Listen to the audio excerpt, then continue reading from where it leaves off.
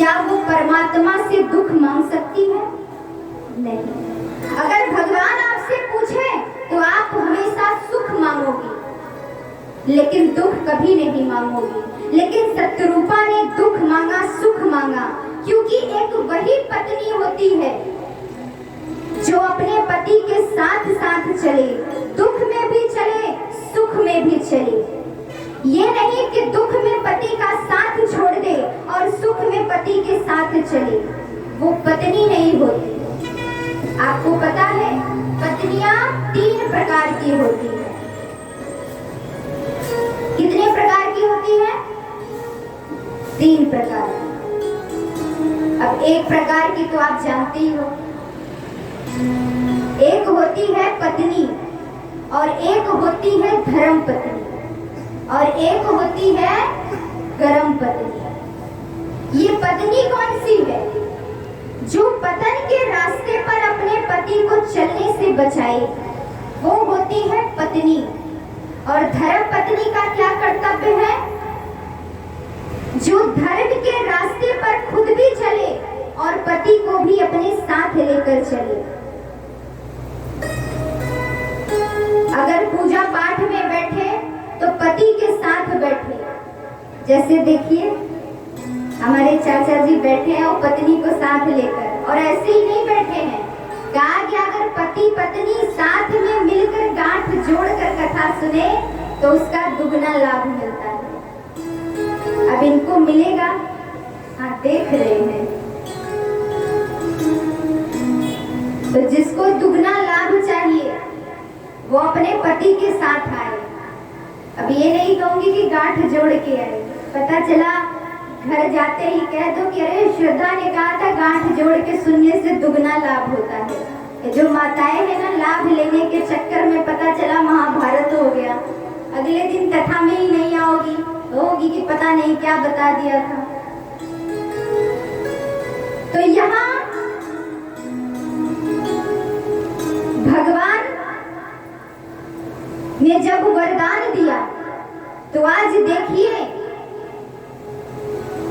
जब कोई वरदान पाता है भगवान के द्वारा तो वरदान भी ऐसे नहीं मिलता, कठिन तपस्या करना पड़ता है। राजा दशरथ अयोध्या के नरेश हैं, इनके पास सब कुछ है।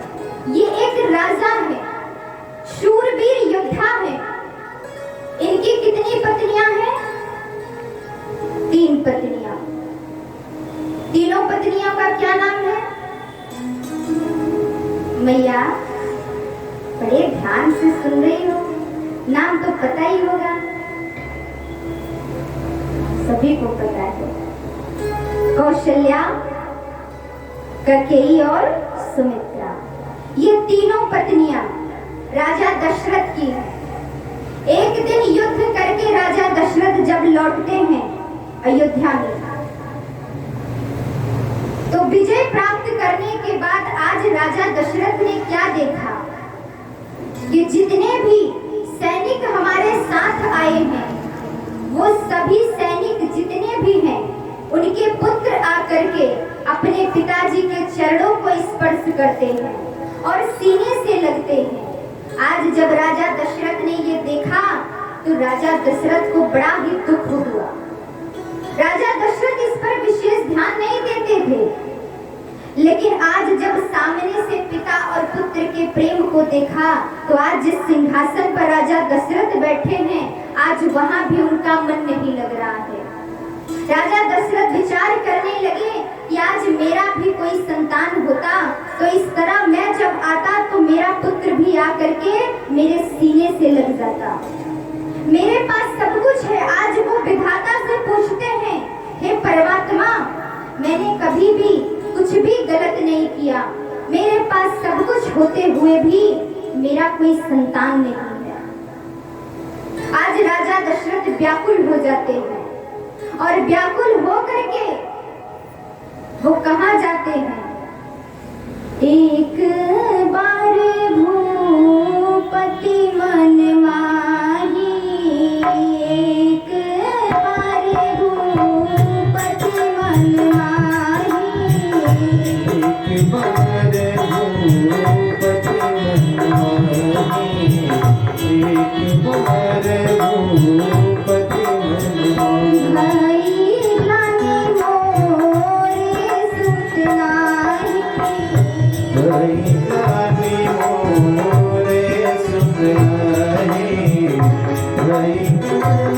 मोरे सुतनारी। गुरु गृह गया हो तो रति महिमाना। गुरु गृह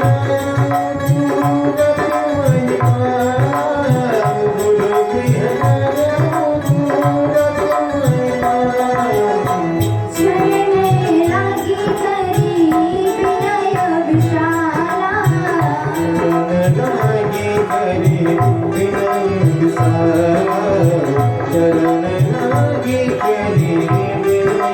श्री राम जय राम जय जय राम।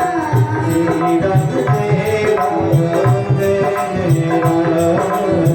श्री राम जय राम जय भरमो धीर होई हई सुत चारी।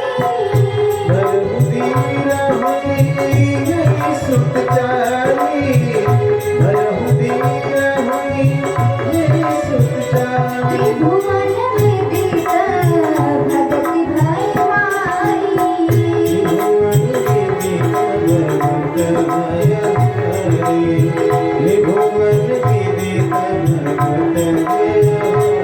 आज राजा दशरथ जी जैसे ही दुख में थे, कष्ट में थे, दौड़कर किसके पास जाते हैं? जब कोई समाधान नहीं समझ में आया तो अपने गुरु वशिष्ठ जी के पास गए। उनके चरणों में जाकर दंडवत प्रणाम करते हैं और कहते हैं, हे गुरुदेव, मैंने अपने जीवन में कभी कुछ गलत नहीं किया, लेकिन मेरी एक इच्छा है कि मेरा भी कोई संतान हो। क्या मेरे जीवन में कोई संतान नहीं होगा? क्या मैं पूरी जिंदगी अपने संतान के बिना ही बिताऊंगा? जैसे ही राजा दशरथ ने ये बात कही, गुरु वशिष्ठ ने मुख देखा और कहा कि बस इतनी सी बात है। अरे धरहु धीर होई है सुतचारी। क्या कहते हैं? तुम धीरज रखो, तुम्हें एक नहीं, दो नहीं, तीन नहीं, अपितु चार पुत्रों का योग्य लिखा है। जैसे ही सुना, कहा गुरुदेव आप सत्य कह रहे हो, क्या ऐसा हो सकता है? गुरु जी ने कहा क्यों नहीं हो सकता। आज देखिए, जैसे ही शिष्य परेशान था, कोई मार्ग नहीं नजर आ रहा था, आज जैसे ही गुरुदेव के पास पहुंचे, सारा कष्ट दूर हो गया। कहा लेकिन इसके लिए तुम्हें एक यज्ञ करना होगा। कहा गुरुदेव कौन सा यज्ञ करना होगा? आप जो कहोगे मैं वो करूंगा। गुरुदेव ने कहा कि तुम्हें